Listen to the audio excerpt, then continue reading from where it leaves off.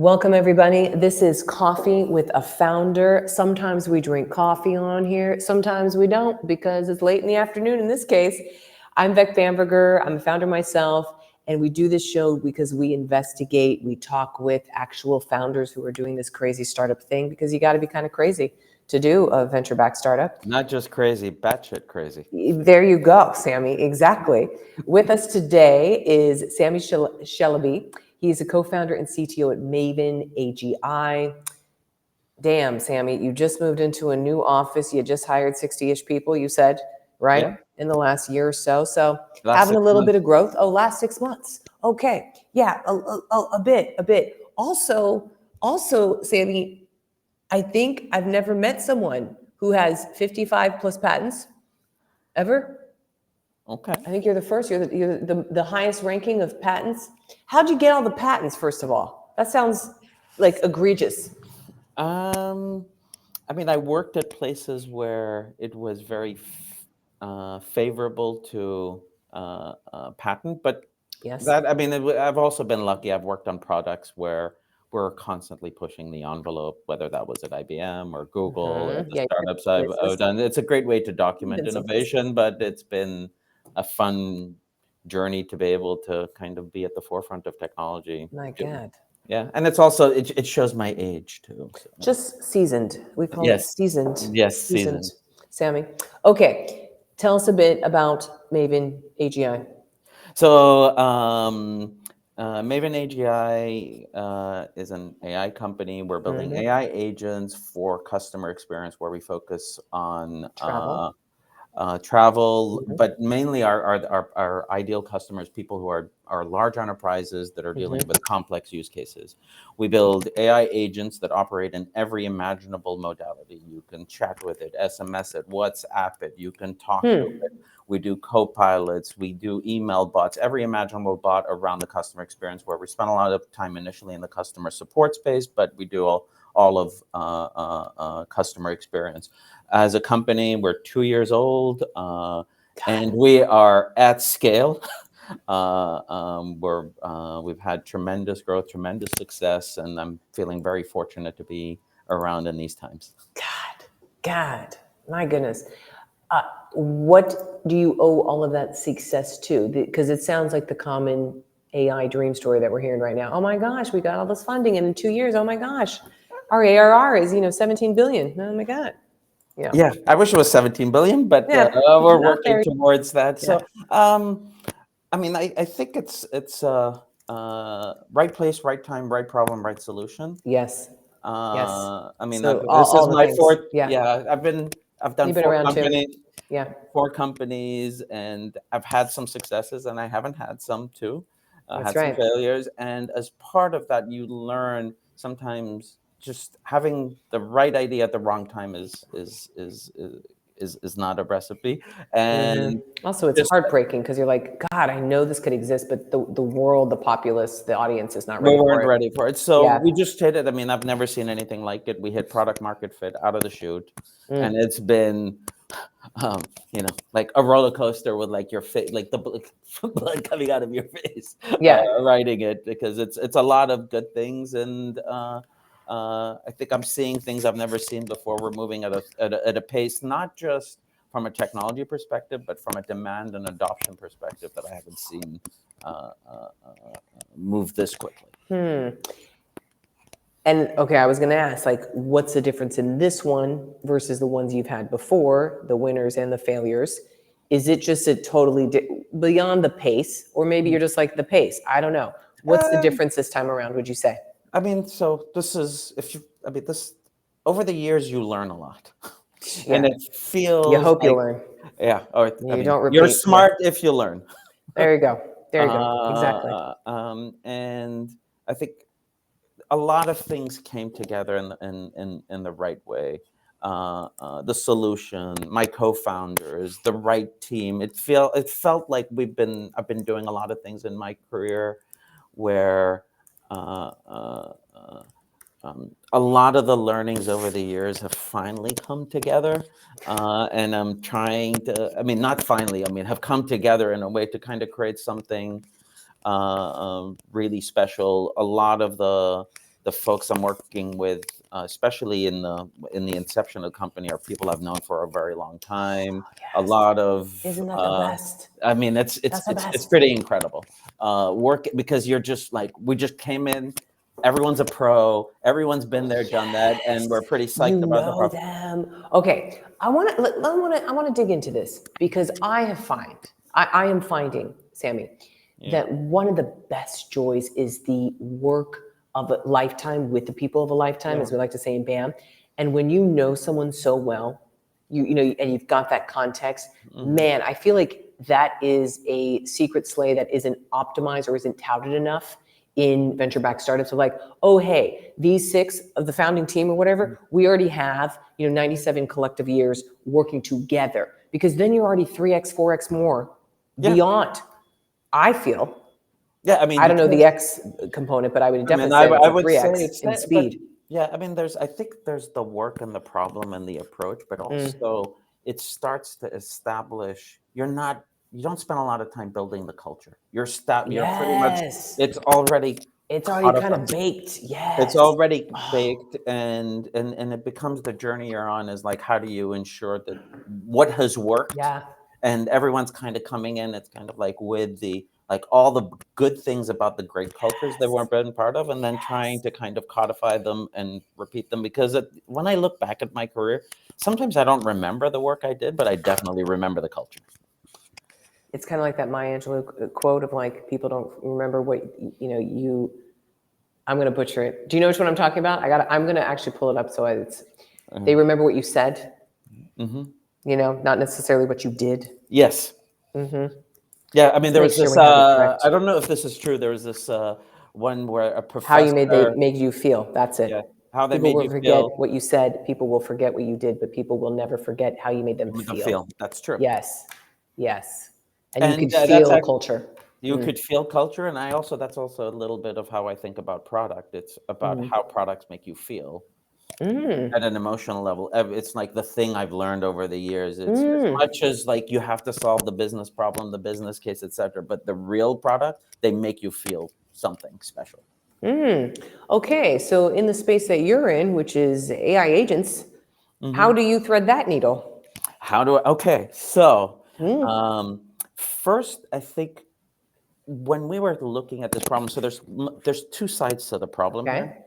There is the first side of it is that if you're trying to build AI agents that are trying to augment human behavior, in the case of, like, in this case, in the first iteration of the product, support agent, we had to kind of really dig into why their job was so hard. I have yet to meet a customer that said, I want to build a bad customer experience. Everyone's like, I want to build the best customer experience imaginable. And Yes. Yes. they have a very difficult time achieving that. So we actually had to go figure out why. And Okay, so why? Because no one wakes up and is like, you know what, I'd love to build a really cool product, but with such bad customer service, people just hate it. No one's going after that. no one's So going, and there's the amount of investment, the amount of human beings is quite large. I mean, many of our yeah, customers are spending hundreds of millions of dollars on just support. And really, wait a second, we got to back that up. yeah, Hundreds of millions on support? yeah. So this is the most shocking. What on the humans picking up the calls of Yeah. ranting clients? Oh, Yes. So on typically the average cost for B2B is $40 to $60 per interaction. That number was shocking to me. $40 to $60 Per per interaction. Yeah, per call. Oh God. And it's typically 120 plus in a foreign language because people are translating and talking to experts. For very technical products, we have some customers who are spending over $1,000 per interaction. These are crazy numbers. Do the math. Yes, that's horrible. Then you end up with incredible costs. And in consumer, it's lower, but anything that's mildly complex, B2B, etc., those are the numbers. Wow. Dang. That's why you're on a hold for 17 minutes or whatever. Oh my God. Oh my God. So going back to your original question, so the person on the other end why does it cost $40? Why does it cost $1,000? Why are these numbers astronomical? Is that the person on the other end needs to log into 6 to 9 different systems to figure out what's up. It's a really hard human problem. They're overwhelmed, and they have to context switch at a rate. So they have to log into the documentation. They have to log into the product. Maybe they have to log into the telemetry. Maybe they need to log into the contracting system to figure out what the person wants. Look at the person's history so that you can get these instantaneous answers. And it's not an easy human problem.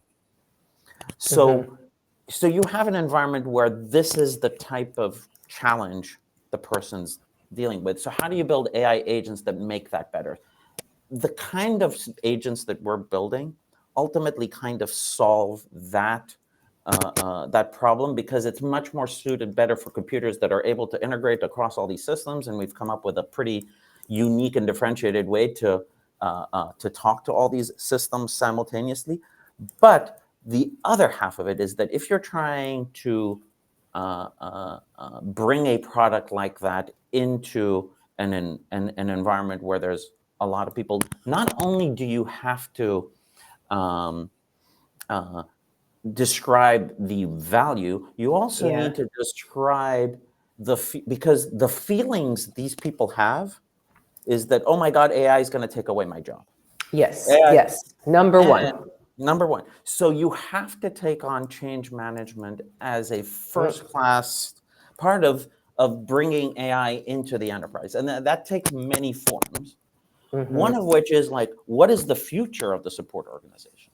The person you're selling to is like going to get promoted because they went from 500 people to 1,000 people. Now, like, okay, the world has changed. The busy work is now it's done. the opposite. Yeah, how many fewer humans can you have, right? Yeah, how many fewer humans? But the difference is it's not about fewer humans. Yes, the high school graduate, the busy work is gone, but you're going to have to hire college graduates who have systems level thinking, who can actually like build workflows, and having a product that makes them feel like, hey, they're up leveling, they're becoming more important in the organization, they're becoming successful, they're actually building the brains behind AI that ultimately provides a much better experience, emotionally gets them to a place where they want to adopt it, where they want to integrate it with tremendous savings, but a lot of value creation in the process.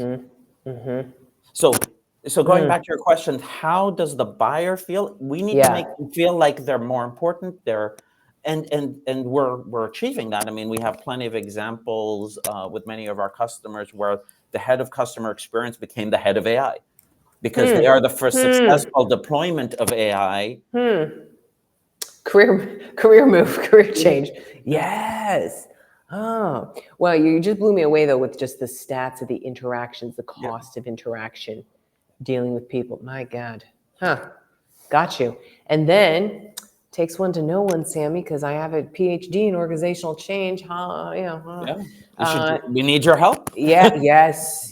What a boom time, I'm sure, for that shift. And this is not something that will take you, but actually could take you further, perhaps, if you can adapt. And to be honest, that was probably, I mean, we built some, I think, world-class technology. Every time we've gone to head to head with anyone, we're always winning. But the change management piece was probably the one piece that I didn't realize required the amount of energy that is needed, because it's a real thing. Because you can sell it, okay, you get the contract, yay, but then you got to use it, you got to implement it, or otherwise that contract is going to go away. Or that, yes, or you won't. I mean, you're as you kind of go into the implementation phase, you want everyone to be on board. And to be a champion, to want to get it more, drive more adoption, and as a result, you need to help build a vision of the future. I mean, we've had situations where we're working with publicly traded companies, and a C-level person wants to have a one-on-one with us, and the discussion we're having is not about AI. It's like, how should I reorganize? How should I change the incentive structures? How should I think about? Because what it means to get promoted historically has been larger teams, larger organizations. That's right. Now More it's headcount, and now it's evolving. Yeah. Ooh, fascinating. I believe that is such a classic problem, not too well discussed about not only, and I'm going to bring this up on other podcast recordings now that you're giving me this idea on just, yeah, it's not about just the sale, it is implementation and the success of implementation. Obviously there's implementation teams and all these people that like the job is to make sure, but so many places of software go to die or any implementation because the people don't embrace. The people do not actually change. Yes, absolutely. And then there goes that sale for the next re-up. So, And then the feelings on the other side is yes. Everyone doesn't like their support interactions. I mean, Oh, if you've exactly. tried to change an airline, if you've been on hold. So the other aspect of it is just creating an environment where people are getting to their answers in one shot. Like they ask the question, they get the answer, and as a result, like we're actually rethinking a lot of historic, we call them like deterministic workflows. Press 1, press 2, press 3. A lot of those flows have historically been about trying to write to the right person. But now you have these AIs that are able to read all the information, can interact in a personalized way, can take action. So you just like, tell me your problem, and I'll remember who you are, and I'll remember all your historic interactions. So when you say something, we know you're a platinum user. This is what you have bought, so that you can get to a place where it's instantly getting the answer. And we are consistently with a lot of our customers. I mean, first we need to drive that education that like these flows are old school and actually result in user unhappiness. So the less turns you have, the better the experience. And when you do that, we're starting. I mean, we're consistently seeing when we implement these AIs that like people are consistently in the 95 CSAT percent, like have CSATs of 95% or higher, which is like it's working. Yeah, it's working. Basically, TLDR is working. Yeah, it's and coming it's around. working at scale. Yes. Okay. And Now, yeah, go ahead. And the last piece, which I'm still like, wow, that's pretty amazing. With all of our customers, we're hitting automation rates of like in the 90th percentile, which is kind of crazy. What do you mean automation rates, though? What do you mean? Like it's totally done with the agent and no big deal? No AI, 100% AI, no humans involved. So the volumes are handled, 90% of the volumes are handled by AI, and then only 10% are making it to humans. And we have a path to kind of making those, but those are trickier.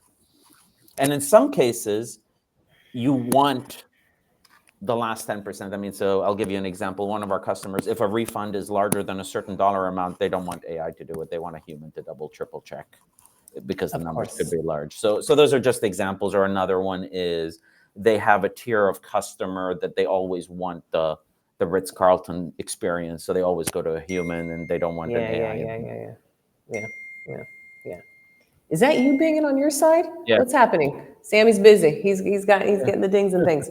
Okay. So my last thing that I will inquire about, Sami, is you were saying, as we were just talking, all this headcount is going down in all these places you're doing the implementation, but yours is going up massively. How are you managing that? And why is it that direction instead of the opposite? This is what every AI company is doing, which I'm like, the irony here is ridiculous. So ridiculous. if you actually look at the revenue per employee, it's actually fairly. I mean, like we're growing. So it's good. I mean, we are finding. I mean, one of the things maybe to talk about, and this is less about us, is that I call it the blurring of the functions. Is that I think every function, even within our company, you're starting to see overlaps. People, because of AI, are able to do other jobs that they have historically have to. And it's actually, I mean, I'll talk because I run product and engineering, but for example, product and engineering, there have been these historical ratios of how you build these teams. Like when I was at Google, it was like 1 PM to 20 engineers. The engineers have gotten so productive that like 1 PM can barely keep a couple of them busy because it's like they spend all this time trying to design this product feature, they throw it to Eng and it's like done instantly, and you're like, oh my God, I can't keep up with these people. So you end up like, well, do you just start hiring more of the functions, or do you start blurring the functions where, hey, maybe we should have the product responsibility shared between with engineering and product, or with UX, etc. So there's been some I think evolutions, and we'll see where this lands. But in a way it's exciting, because not only are we building software, but also we're reimagining how a company like ours could be built, because everyone here embraces AI at a level probably higher than your average place. What if, Sami, if AI is the catalyst to everyone's purpose, and everyone can do work that they really enjoy? Yeah, And I mean, work like I'll give you a concrete example. Give me an example. On the success team, on our customer success team, we Yeah. still actually do human interaction. Yes. If you asked any of them, why are you doing this job? All of them say, it's because I talk to customers. I love talking to customers. I love helping them solve problems. That's what usually you hear. Well, the next question is how much of your time are you actually doing that? And most of them come back and say only 20% prior to AI, because we're doing all this other busy work. Yeah, it's the BS that you hate. Yeah. And I think one of the things that making AI core to our workflows, it'll actually get us doing more of the things we love and less of the busy work that we all hate. I believe, Sami, I believe this. Yes. I believe this. I think we all believe.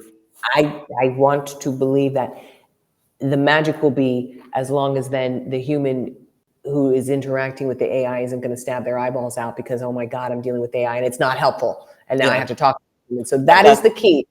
That's the key. The problem, us engineers. That is the problem. That we have to solve, and we've got a ways to go. But just a bit. Yeah. But that's the fun. You're on the way. Oh, Yeah. Sami, well, great having you on today. What a jive. What a fun. Welcome to your new beautiful office too. It's so new. It barely has anything on the wall. Look at that. Yes. Thank you. No, we're very excited about it. And really, thank you for having me. Absolutely, everybody. This is Sami Shalabi. He is co-founder and CTO of Maven AGI. More humans and happiness, Sami. Let's do it. All right. I actually, okay. Obviously, now we could go into a total thing about this, but I wonder if he was here, like Tony Hsieh, for example, is like, what would he be thinking about all this? Like, what would be the 2.0 book of this? Delivering happiness, of course, for all those. That's I think that's the thing we're all aspiring to solve. It's still an unsolved problem from my perspective, and we're having a lot of impact, but I think the best has yet to come. I love it. Thank you so much, Sami. Good having you. Likewise.